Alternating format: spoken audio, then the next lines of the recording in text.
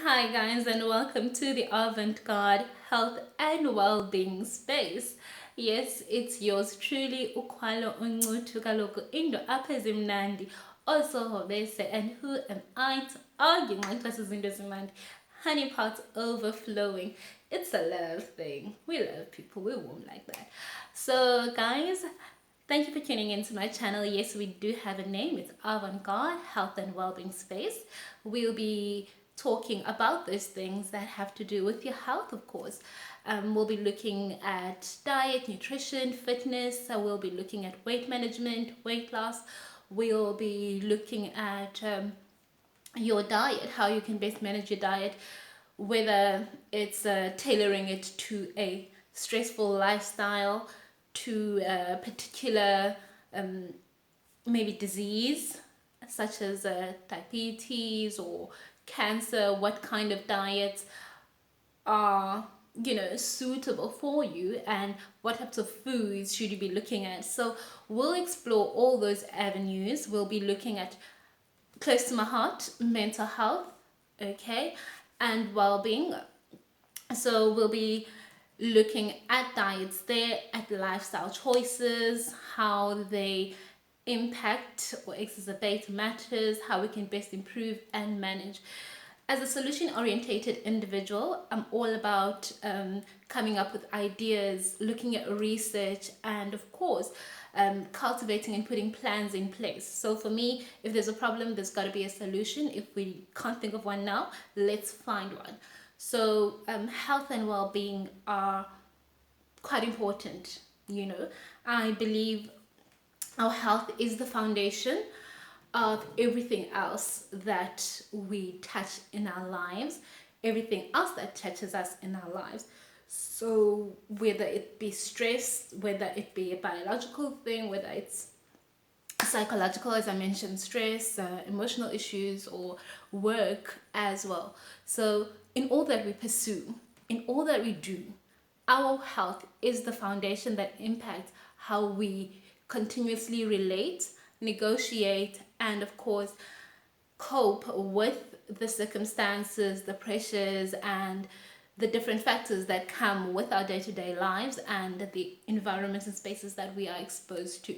So it becomes very, very important that we do take care of our bodies. This is our first point of resource. This is our first and ultimate important resource. Because if we're not well, if our bodies are not at the optimum health, then even in these jobs, in these careers, in these hobbies, we cannot be at our optimum. We can't perform at our highest potential. We can't be consistent. We can't find happiness. We only exacerbate matters when our bodies are not taken care of. We exacerbate the stress, we exacerbate the pressure, we exacerbate then the illnesses or diseases that have been born out of our not so healthy lifestyles, or us not taking care of our well-being, or just the pressure of the environment. Because what happens on a day-to-day is that we find that our food choices, in terms of taking care of our bodies and our minds, are informed by our environment. So it's most of the time the environment, we allow our environment to dictate that, and our emotions and what we're going through. But really, it's supposed to be the other way around. So my goal is to help you manage that, and of course take you on the journey, my own personal journey, as I try to do that. Because really, I've always been a person who had always taken care of themselves, look after their health, their physical well-being. I'd always go to gym, exercise, even if it meant going for the run in the road. Long distance run, I found them very therapeutic and refreshing, and they were just everything for me. However, as I mentioned, with growing up, lifestyle choices, work pressures, and everything that came with that, finances sometimes, it ended up influencing or informing how I take care of my health, and in fact, the lack thereof. which resulted in weight gain, resulted in me having difficulty coping with stress as I started to develop gastro, you know, and I found that there was a relationship with that and stress, and the higher stress levels I was working under and taking on and not managing, the worse it would get, to a point where I was actually supposed to go for an operation, but that was my wake-up call that, you know, hold it right there, doc. You know, I'm starting to think there is a correlation between stress and the gastro, because I'm generally a healthy person who barely gets sick. Yeah, from time to time the headache and maybe a toothache there and a minor flu for a very short period of time. So there was the first alert that, you know, something is not right and I'm not taking care of myself. And what I tried to do immediately was to focus on the health, on the stress, I mean, and manage that and curb that, look at the triggers that were triggering my stress levels and manage that. And the moment I started to manage that and also tweak my diet here and there and make sure that I'm eating at the right times and eating the right foods most of the time, and I started to notice there was a difference. I picked up in the exercising again, and I was like, okay, no, really, this is a lifestyle thing.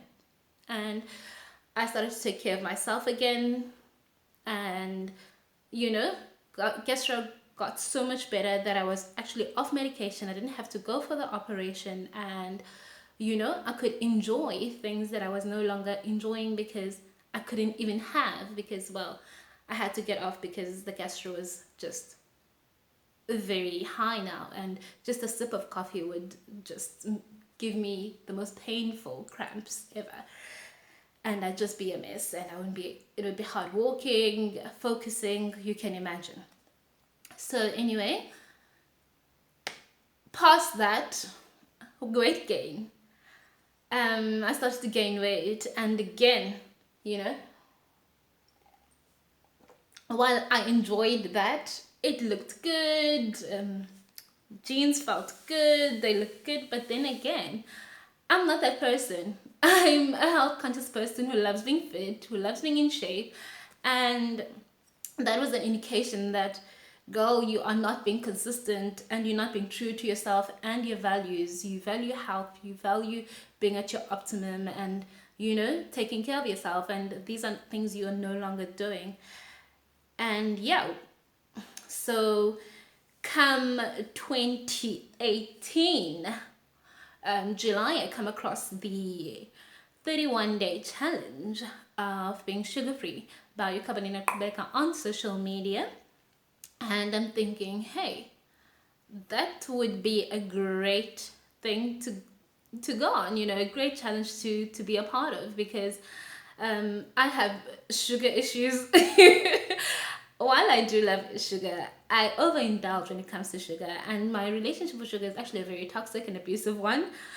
Sugar being the victim, and my body ending up being the victim, actually, that ends up suffering these effects and consequences of my abusive relationship with sugar.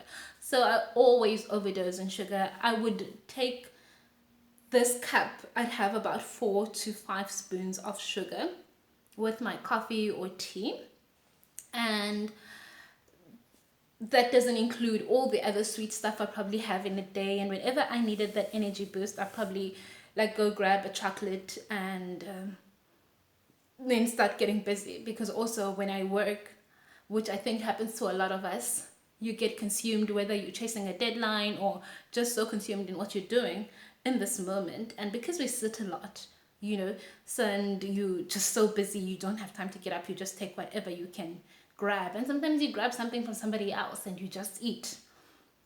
And I didn't like the idea that, you know what, I've gained weight, it looks good, but it's not what I'm about, and it's resulted because I'm not taking care of myself. Because also weight gain has its own, you know, factors that do affect your health negatively, especially when it's gained in certain areas like the waist, and, you know, yeah, it's just not good. But we're not going to get into that now. We'll have that conversation on another day. The purpose of this video today was to share my experience of the 31-day sugar-free challenge that I came across on Kabanina Prega's page and decided to join in and be a part of.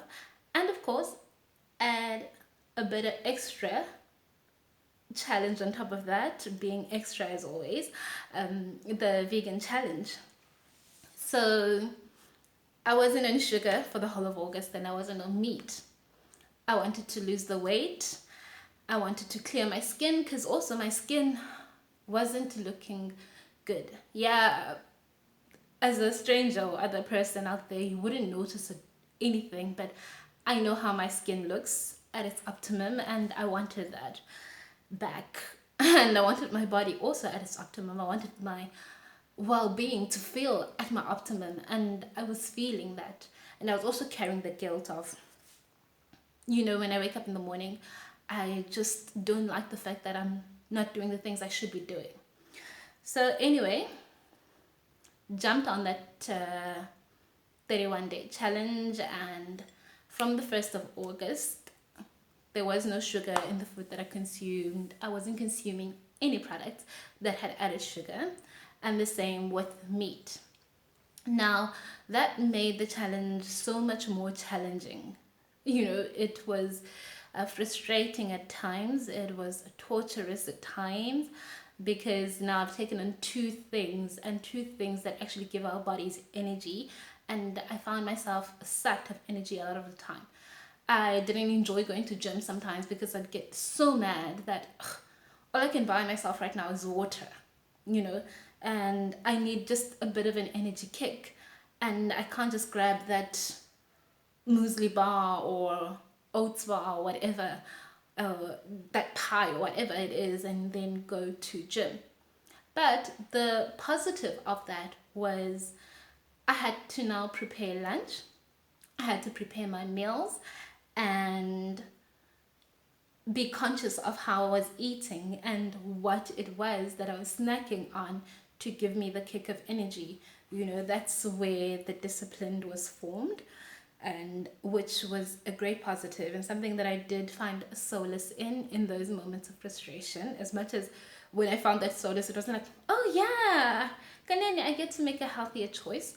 But when I got into the gym and I got on the treadmill or the cycle or whatever it is I would be doing, and I start gulping my water, you know how you feel healthy when you do, practice healthy habits and patterns and whatever. So yeah, I get that motivation that yes, girl, you're doing this and you're drinking your water, you've got this on lockdown. So that felt really good in those moments, because it happens when you decide, I'm going on a diet and I'm starting to eat healthy, maybe, especially when you start to say I'm gonna start to eat healthy, and that apple and that water, and you're like, yes, I've got my life, that first so those moments felt good anyway, and they kept me like cheered up. But then again, it wasn't so easy, because also Usisi loves food. I'm a foodie. I love my food and I love to cook and be creative in the kitchen. So I'll be mixing things together in that kitchen. And now I had to think before I could actually mix things together, that the meat element, the sugar element. And so I found that very frustrating and quite time consuming, because now, and sometimes a bit costly on my pocket, because now I was constantly having to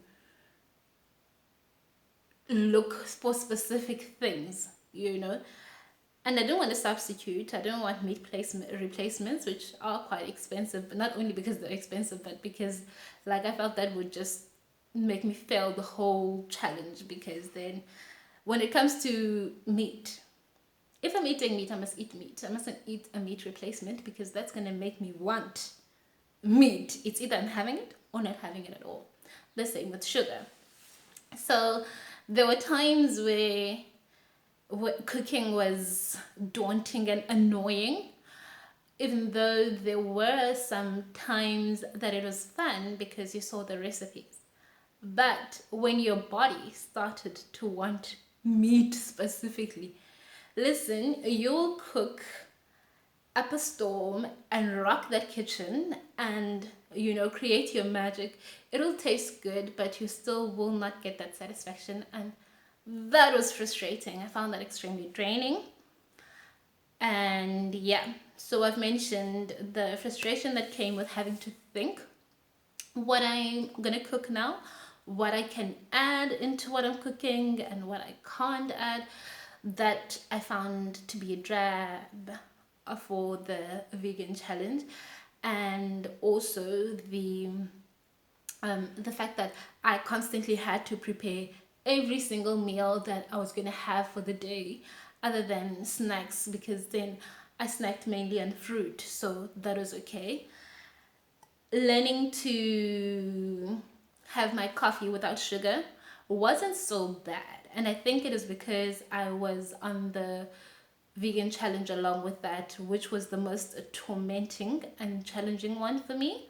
And I think what made it worse was the sugar free challenge, because of the fact that while I had to think of, does this have any meat properties or does it come from animals? No, I can't have it. But then there's also an element of, oh, I could have that as a snack. It looks delicious, but oh gosh, it requires this, that has sugar, I can't have it.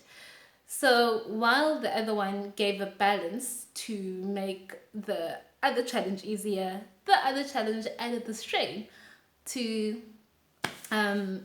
ensuring that I was able to enjoy that journey. The support, though, I got from my circle was absolutely amazing and just what I needed. And yeah, it got me through. I had Andy, my coach Carter, who was there to, motivate me all the time, support me, bring me meals, and help prepare the lunches. So I'd have my own lunch and she'd prepared something that I can actually eat. And sometimes she was just the devil who wore Prada, aka Coach Carter. She was just a mess that got on my nerves, but for the better. For my betterment, and that was everything. I don't think I would have been able to get through this as well as I did and see it right through to the end with the level of discipline and sustain it as I did successfully without her support. So thank you, my friend, you were magic. Anyway, guys, that is the crux of how I found that a journey. Quite daunting, quite challenging. I really felt it. But in the end, it was great to see the results. So to answer the question, was it worth it, as I had said I would answer? Most certainly. I lost all the excess weight that I had gained over the years in just 31 days. I wasn't even expecting that. I knew that I was on a weight loss journey, and for the 31 days of August, I was on this vegan challenge, and the sugar-free challenge would end at the end of the month. But I wasn't expecting to see a major difference in my weight loss, because I figured, weight is gonna take time. But actually, I lost all the excess weight by the end of August. But I mean, I still had the tough to lose fat around the waist, which was quite evident now with the rest of the body. Having lost the excess weight, and now this was like bulging, so I had to like wear these shirts and tops that were not so body hugging because it wasn't flattering to look at. But nonetheless, I was still happy with the results, and the journey would continue for the weight loss, but not being on those two challenges after August. Now, these challenges both taught me temperance, watching what I eat, how much I eat, watching how I prepare my food, being more conscious. Now I'm I think when I actually prepare my food, and it's not so frustrating and annoying. I'm watchful of what am I adding to my food, how much of it, and am I adding sugar, how much of it. So it's disciplined me in that area of eating consciously.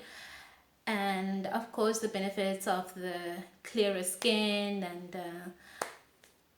the weight loss has been absolutely amazing. It's something I'll probably try again whenever I need to, you know, challenge myself just for the fun of it. Otherwise, I would definitely recommend everybody to do it because you're clearing out your system. Remember, you're detoxing and letting go of all those toxins that have culminated in your body, all those metals and elements. So it is basically a 31-day detox, clearing out the sugar and everything else, being on this plant-based diet. So that experience was quite educational for me. I learned a lot, and I'm looking forward to explore more vegan diets, well, recipes, because I fell in love with some of them. So they will be definitely incorporated in my day-to-day diets and lifestyle choices. So I'll incorporate those recipes and different snacks. And yeah, otherwise, that was the overall of my 31-day challenge. I wanted to lose weight. I've lost it, but that journey continues because I want to tone my body up. So I'm upping things on the physical side of things, toning up my body. I'm back to my size 30 jeans. They sit comfortably. It's heavenly bliss. I'm loving it.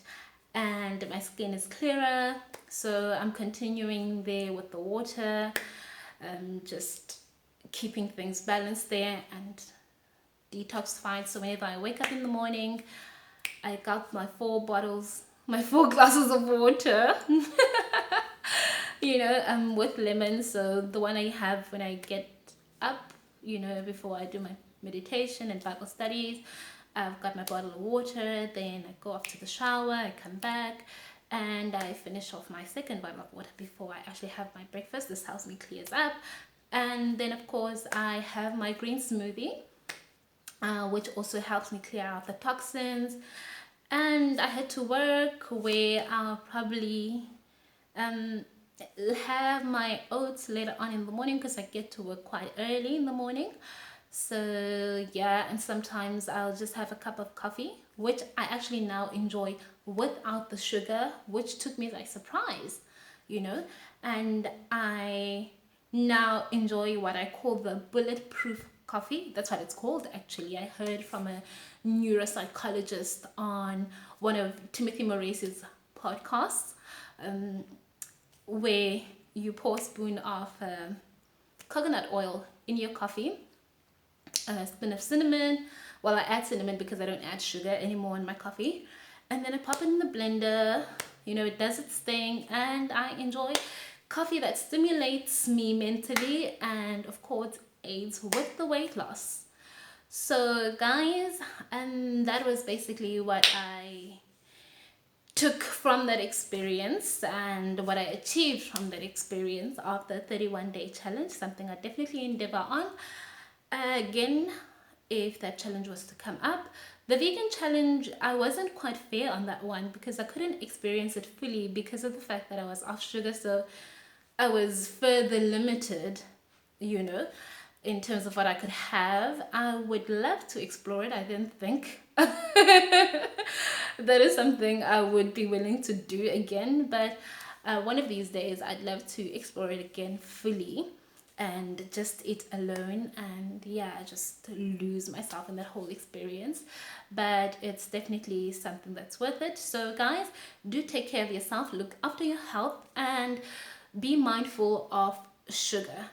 Processed refined foods are harmful to the body when overindulged. So watch yourself, take care of yourself, drink loads and loads of water. It is the fountain of youth and health. It is the remedy.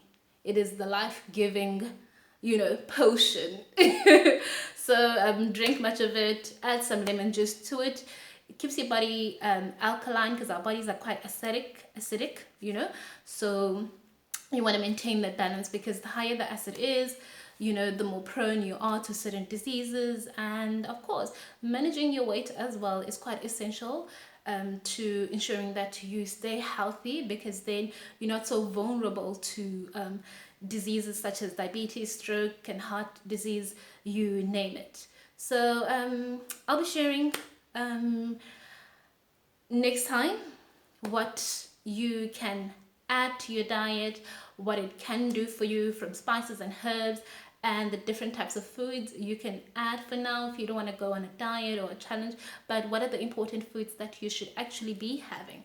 So in my next video, that is what I'll be sharing. Thank you for tuning in, and please do challenge yourself to a sugar-free diet challenge, maybe for 10, 15, 20 days, however many you can take. And the vegan one is great to experiment and check out as well. Love and light. Thank you for tuning in. See you next time.